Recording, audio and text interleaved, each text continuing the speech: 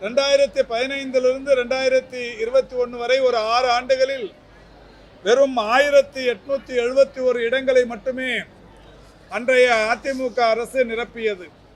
ஆனால் மாண்புமிகு தமிழ்நாட்டின் முதலமைச்சர்கள் செவிலியர்கள் மேல் இருக்கிற அக்கறையின் காரணமாகவும் கொரோனா பேரிடர் காலத்தில் இவர்களுடைய அர்ப்பணிப்பு மிகுந்த பணியின் காரணமாகவும் அவர்களுக்கு இன்றைக்கு தொடர்ச்சியாக 4825 பணியிடங்களை நிரப்பியிருப்பதோடு மட்டுமல்லாது இன்றைக்கு மீண்டும் ஒரு 1000 பணியிடங்களுக்கான பணி நிரந்தரம் செய்யப்படும் என்றும் அறிவித்திருக்கிறார்கள்.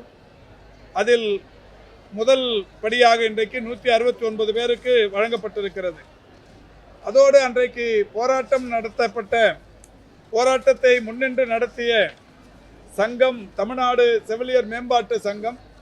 இந்த சங்கத்தின் சார்பில் வைக்கப்பட்ட கோரிக்கை என்பது ஒரு 724 பேர் ஏற்கனவே கொரோனா காலத்தில் தற்காலிக பணியாளர்களாக எடுத்தவர்களையும் ஒப்பந்த செவிலியர் பணியாணைகளை அவர்களுக்கு தர வேண்டும் என்று வலியுறுத்தி இருந்தார்கள்.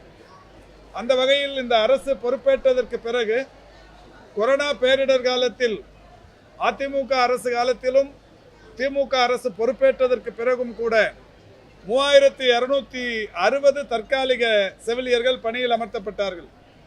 அவர்களை எல்லாம் இந்த ஒப்பந்த அடிப்படையிலான செவிலியர் பணியிடங்களில் நிரப்புகின்ற பணியினை ஏற்கனவே மாண்புமிகு முதல்வர் அவருடைய வழிகாட்டுதலோடு 2146 பணியிடங்கள் தரப்பட்டிருக்கிறது.